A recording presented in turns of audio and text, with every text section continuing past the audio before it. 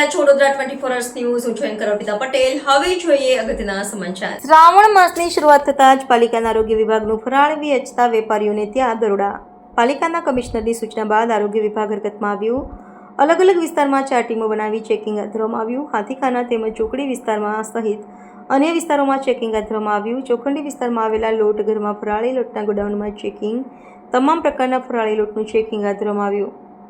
હાલમાં શ્રાવણ માસ ચાલી રહ્યો છે. તમામ લોકો ઉપવાસ કરતા હોય છે. તેઓના આરોગ્ય સાથે ચેડા ન થાય તે માટે આ ચેકિંગ હાથ ધરાયું. આજથી શરૂ થયેલા શ્રાવણ માસને અનુલક્ષીને કોર્પોરેશનના મ્યુનિસિપલ કમિશનર સાહેબશ્રીની સૂચનાથી ડેઝિગ્નેટેડ ઓફિસર અને અધિક આરોગ્ય અમલદાર શ્રી ડૉક્ટર મુકેશ વૈદ સાહેબના માર્ગદર્શન હેઠળ કોર્પોરેશનના ફૂડ ઇન્સ્પેક્ટરોની 4 ટીમો દ્વારા વડોદરા શહેરના જુદા જુદા વિસ્તારોમાં જે ફરાળી લોટ બનાવવાના ઉત્પાદકો અને રિટેલરો છે ત્યાં ઇન્સ્પેક્શનની કામગીરી અને સેમ્પલિંગની કામગીરી હાથ ધરવામાં આવેલી છે. સેમ્પલિંગ દરમિયાન તમને શું જાણવા મળ્યું અને તમે એમને શું કહેશો? હજી સેમ્પલિંગની કામગીરી ચાલુ કરેલી નથી. ઇન્સ્પેક્શનની કામગીરી ચાલી રહી છે અને એમની પાસે જે વિવિધ ફરાળી લોટ, રાજગરાનો લોટ, મોરિયાનો લોટ, સિંગોડાનો લોટ કેટલી માત્રામાં છે તેનો સ્ટોક અને વેરિફિકેશન ચાલી રહ્યું છે.